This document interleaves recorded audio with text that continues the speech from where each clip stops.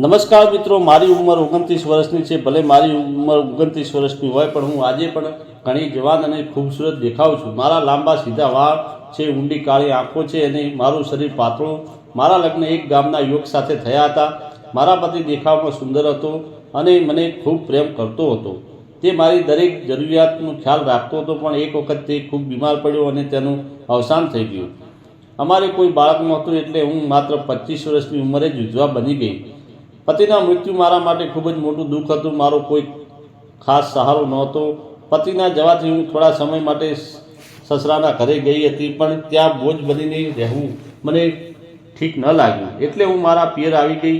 મેં ખેતરમાં મજૂરી કરીને જીવન ચલાવવાનું શરૂ કર્યું। આમાં જ હું એક ખેડૂતના ખેતરમાં કામ કરવા જતી હતી। ત્યાં જ એવું બન્યું કે મારી આખી દુનિયા બદલાઈ ગઈ।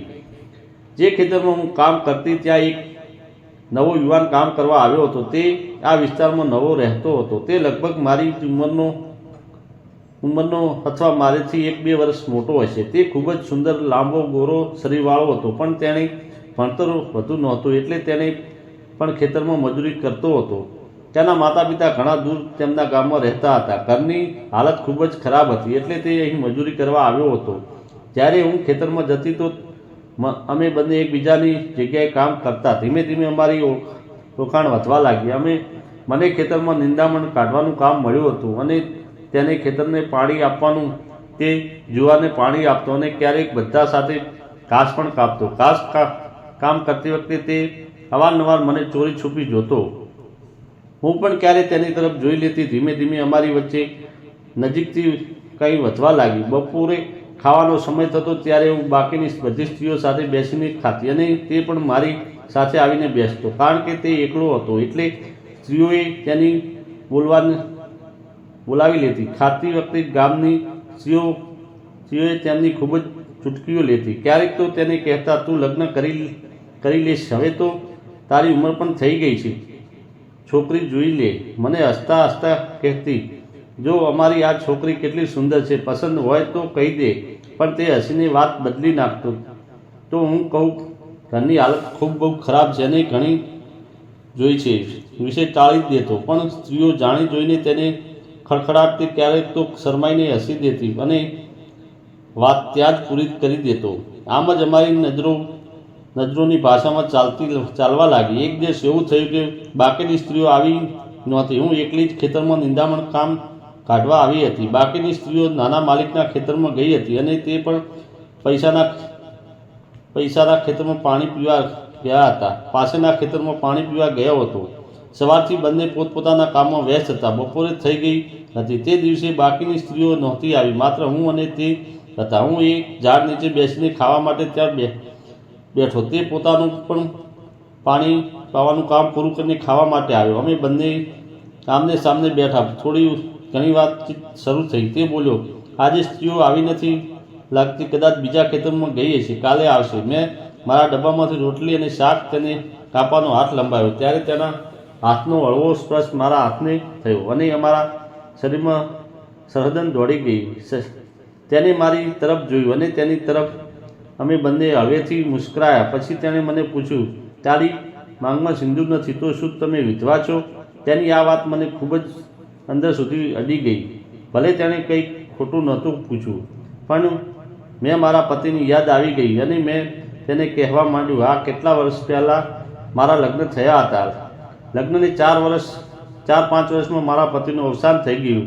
ત્યારથી હું એકલી જ રહું છું। મારો આગળ પાછળ કોઈ નથી। માતા પિતા છે, પણ હું તેમના ઘરે ખૂબ ઓછી જાઉં છું। ત્યારે તેણે પૂછ્યું, તમે બીજા લગ્ન કેમ નથી કર્યા? મેં કહ્યું, મારી સ્થિતિ પણ તમારા જેવી જ છે।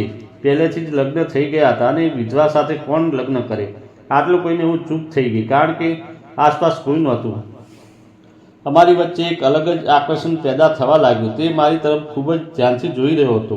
હું તેની તરફ જોવાનું ટાળી રહી હતી। વાતો કરતાં કરતાં ખાવાનું પૂરું થઈ ગયું। પછી અમે 10-15 મિનિટ ત્યાં ઝાડ નીચે આરામ કરી રહ્યા હતા। મેં ખાતરની થેલીઓને વાળીને તકીયો બનાવ્યો અને સૂઈ ગઈ। ઊંઘી તો નહોતી આવતી, પણ થોડા આરામ કરવાની જરૂર લાગતો હતો। મારી પાસે જ તેનો હાથ શરીરને નીચે મૂકીને એક કરવટ લઈને મારી તરફ મોં કરીને સૂઈ ગયો। તેનું ધ્યાન મારા પર જ હતું। મારો હાથ જમીન પર હતો। તેણે પોતાને હાથ પર મારા હાથ પર મૂકી દીધો. મારું ધ્યાન તેના પર જ હતું. કદાચ મને તે પસંદ હતો. ત્યારે તેણે પહેલું પગલું ભર્યું. પછી મેં પણ તેના હાથમાં પોતાના હાથમાં લઈ લીધો. તે હસતો હસતો મારી તરફ જોઈ રહ્યો હતો. હું પણ કરવટ લઈને તેની તરફ વળી. હવે અમારી નજરો એકબીજાને શરમાઈ ગઈ હતી. અમે બંને ધીમે ધીમે એકબીજાની તરફ ઝૂકવા લાગ્યા. ત્યારે અચાનક એક ટુ વ્હીલનો અવાજ આવ્યો. કદાચ માલિક આવી રહ્યા હતા. અમે બંને તરફ ઊભા થઈ ગયા.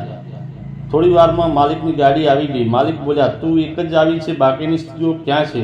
મેં કહ્યું, બાકીની સ્ત્રીઓ નાના માલિકના ઘરે ગઈ છે અને કાલથી આવશે.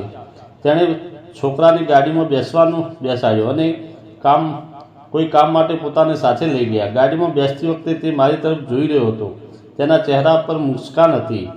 ત્યારથી દૂર જવાનું હળવું દુઃખ પણ ઝલકાતું હતું. મને તે દિવસે થયું કે અમારી યાદો ઊંડે સુધી બેસી ગયો છે. તે રાતે મને બિલકુલ ઊંઘ ના આવી.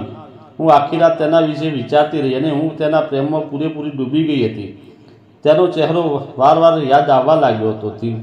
બીજા દિવસે અમે બંને એકબીજાને વધુ સમજ્યા અને રવિવારે સાથે બજારમાં ગયા. હાથમાં હાથ પકડીને ચાલ્યા. એકબીજાને ખાવા બોલાવ્યા. ઘરે સાથે ખાધું અને પ્રેમ કર્યો અને આખરે ગામના મંદિરમાં લગ્ન કરી લીધા.